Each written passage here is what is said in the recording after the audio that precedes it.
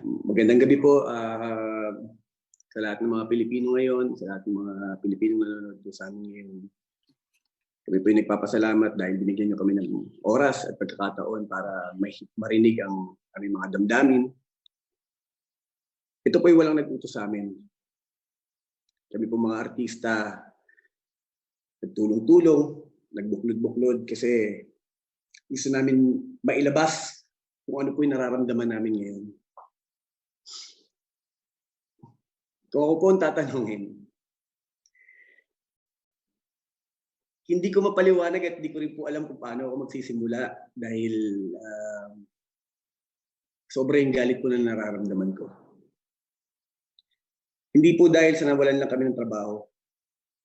Hindi ganun kababaw yun. Kung ako tatanungin, matagal ko nang pinaghandaan po yan. Kasi po, alam ko, ang pag-aartista ay hindi pang habang buhay.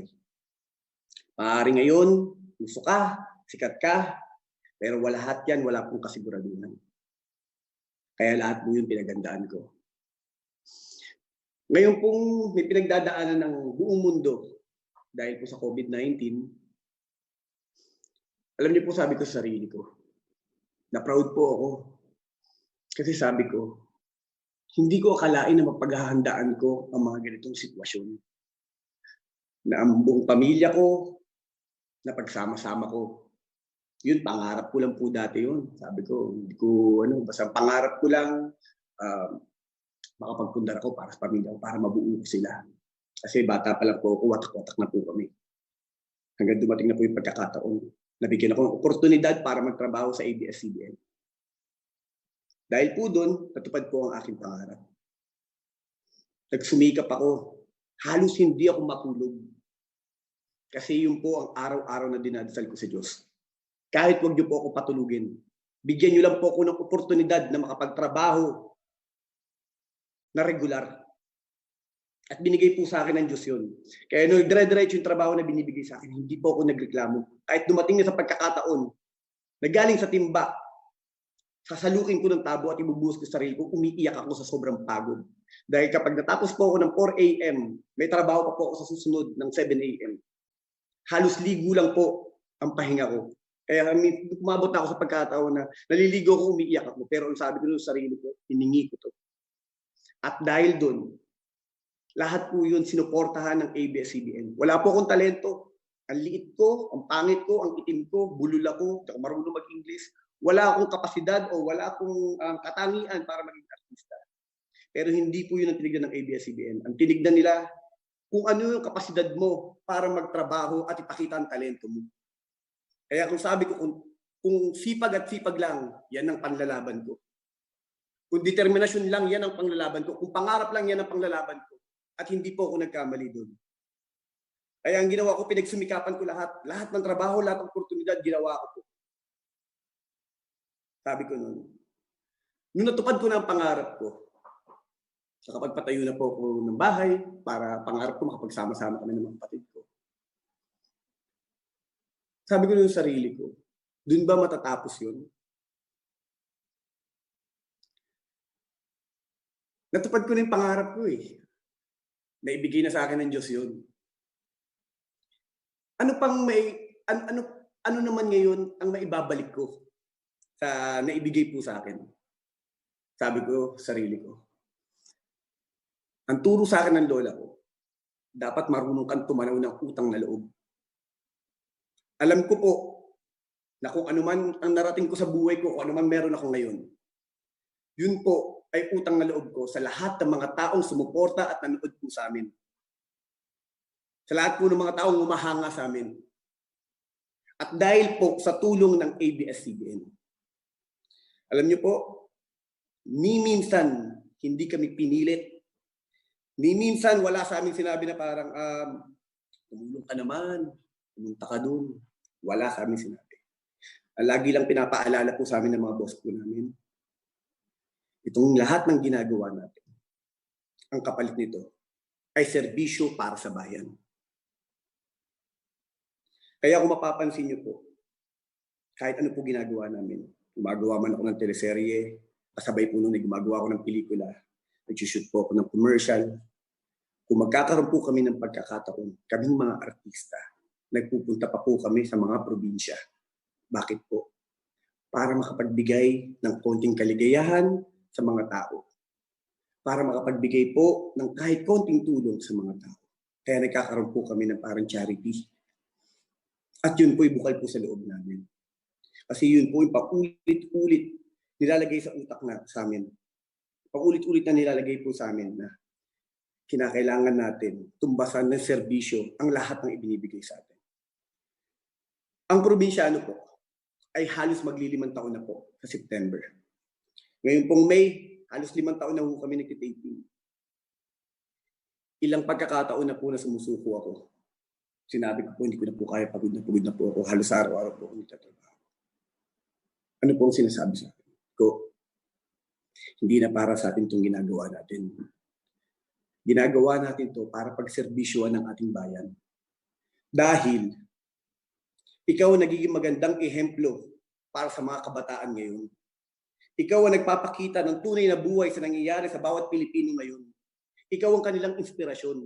Ang mga taong nasa abroad na nalulungkot, na nakakapanood ng lahat ng ating teleserye, nakakapanood ng Showtime, ng ASAP, yun ang ating serbisyo. Kasi yun ang ating trabaho.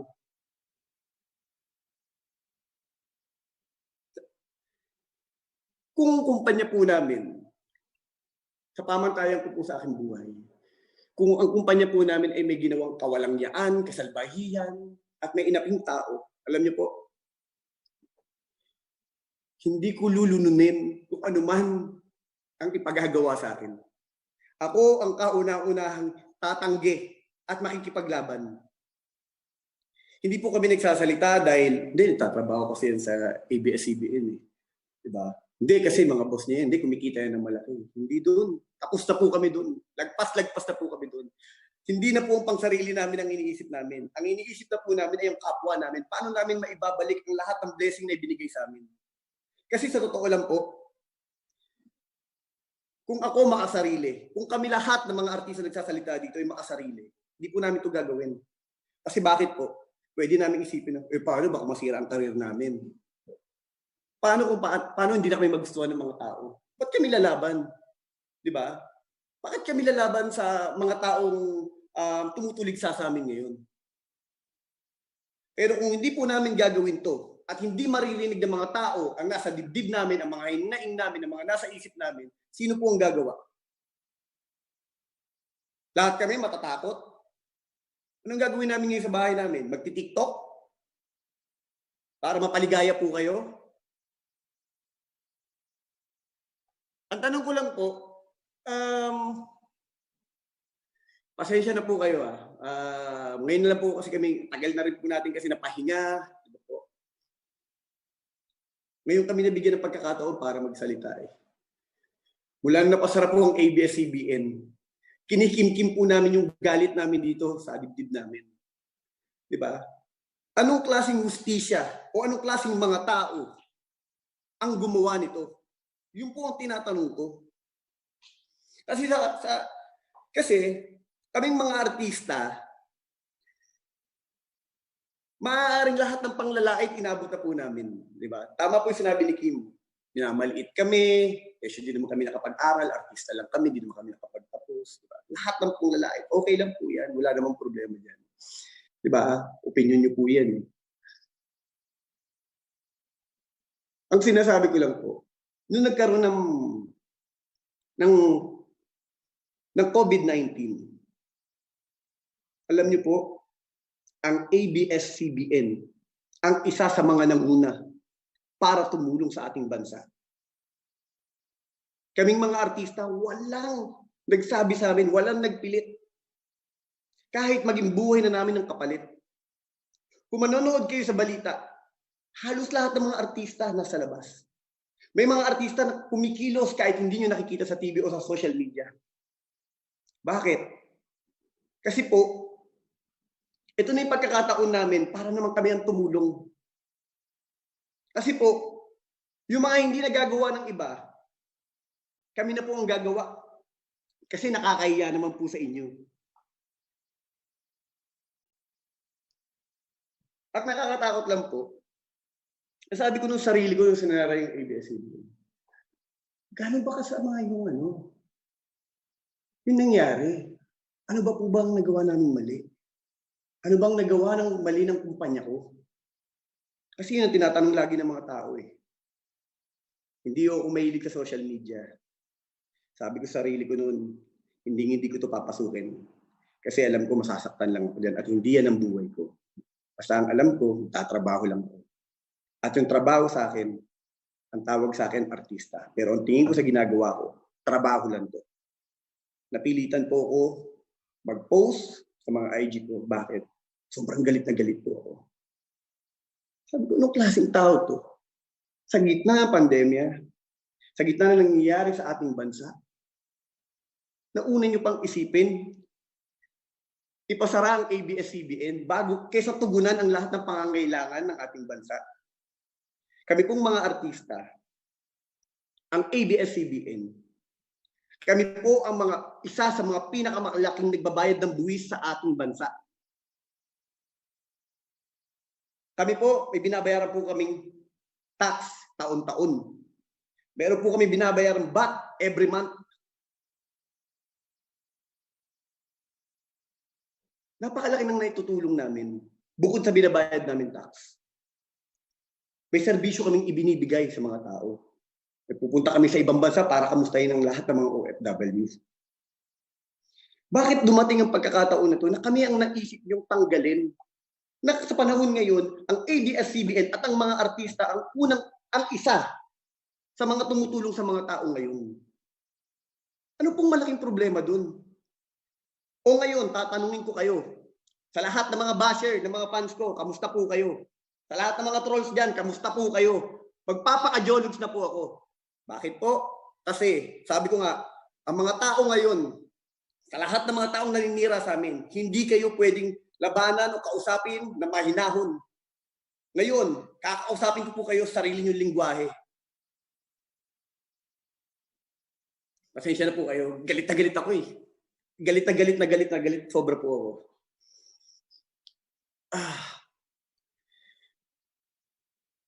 Ngayon po, ano po ba uunahin natin ngayon?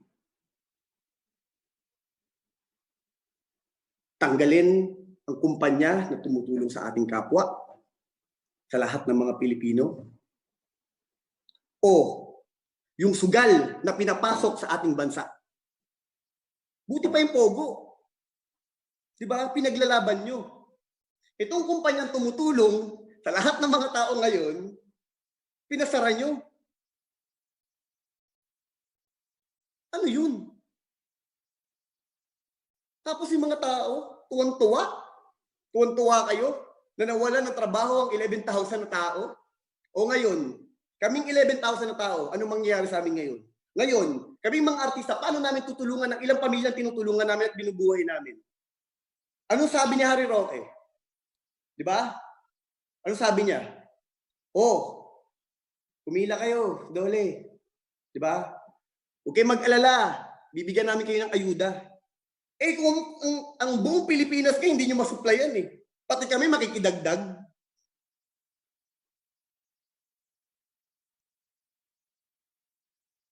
Ano pong gagawin namin ngayon?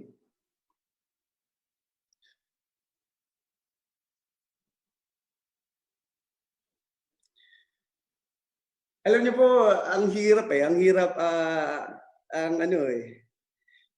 Nag-iisipan ko, saan ko ito dadalhin? Sa mahinahon na pakiusapan? Tingin nyo, pag kinausap ko kayo ng mahinahon, ayos, maaawa kayo sa amin? Saan ko po dadalhin itong ano pong, pipigilan ko pa ang nararamdaman ko? Na lahat naman tayo walang kasiguraduhan kung makakalagpas sa COVID-19 na ito. Sabi ko nga po eh, bago pa matapos to, ang pinaka-importante, masabi ko kung ano yung totoo ko nararamdaman sa inyo. Alam niyo po,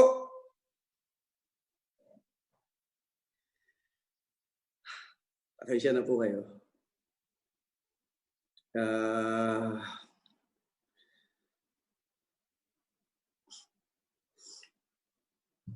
Sorry po.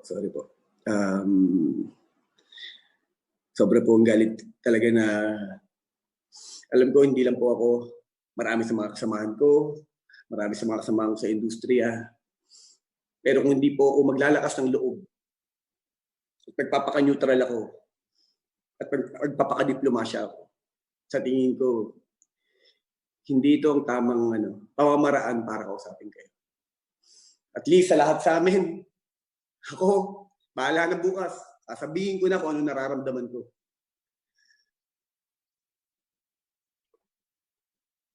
Ako po si Coco Martin at maraming salamat po sa inyo.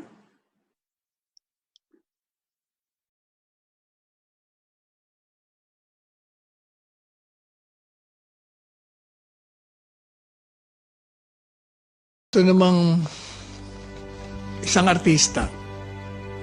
Napanood po natin umiikot ito, nag-trending ito. Si Coco Martin. Galit na galit.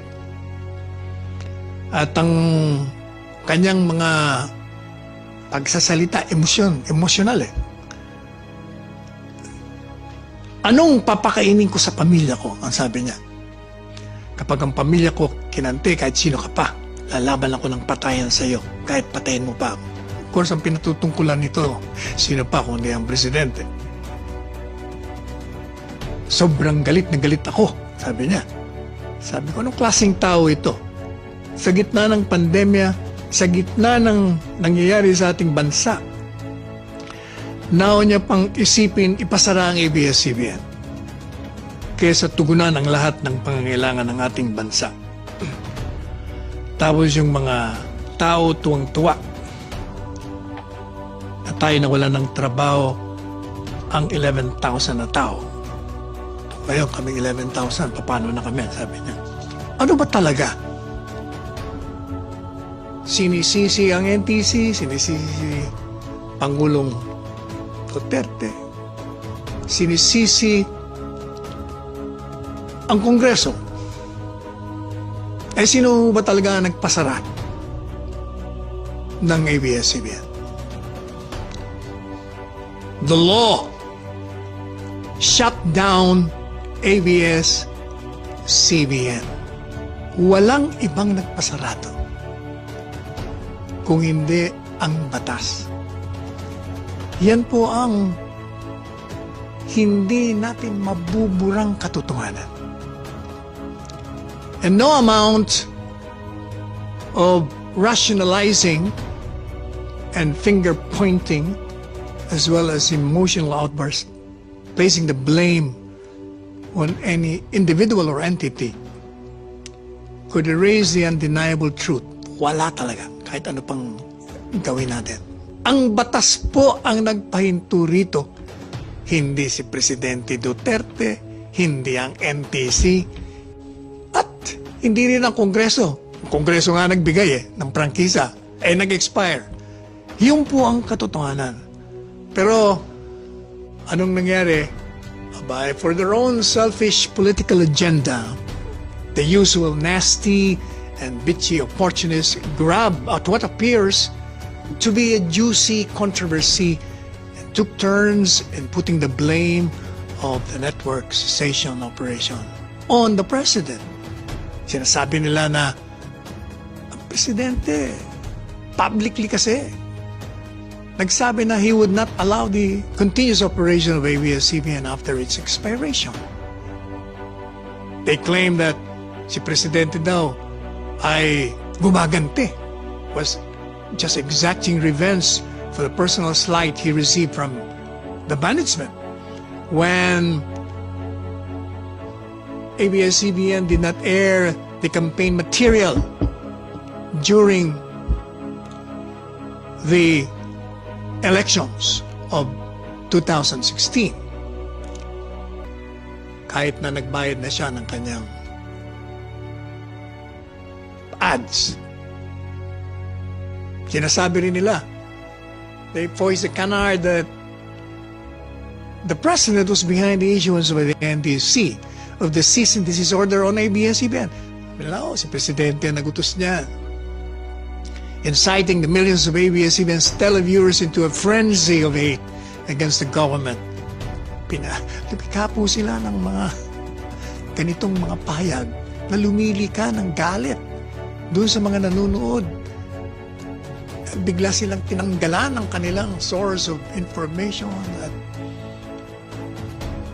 entertainment. Lalong-lalo na raw sa panahon ng may global pandemic. They pontificate that the act of the closure deprived viewers, source of news and entertainment. At yun daw kung 11,000 na employees ay nawalan ng trabaho. Eto po, alam po ninyo lahat po yung mga aligasyon na yun. Yung mga aligasyon laban sa presidente at sa pamahalaan ay maling-mali. At ito ay malisyoso. Bakit po kanyo? Sagutin po natin isa-isa. Sinasabi nilang, yan si presidente, just exacting revenge yan. Galit kasi yan eh. Nakakalimutan po nila that when the president of ABS-CBN, Carlo Katigbak, aired a public apology nung siya po ay lumabas sa telebisyon at humingi ng paumanhin, isang matapat na paumanhin kay Pangulong Duterte dahil po sa omission, dahil sa kanilang kasalanan na hindi pag-air ng campaign commercial. At para siyempre, dahil nasaktan ng presidente, sila po ay humingi ng paumanhin. At ang Pangulo, sa kanyang kababa ng loob ay tinanggap ang paumanhin ito. The acceptance of the apology should have put to rest whatever ill feeling he had against the broadcasting network. Hindi po ba, pag tayo hininga ng paumanhin at nakita naman natin ang katapatan ng paghingi ng paumanhin, yun po ay nakakabigay ng katahimikan dun sa namumuot nating inis sa ginawa sa atin. Kaya, nung siya po ay nagbigay ng kanyang patawad, dapat tapos na po yun.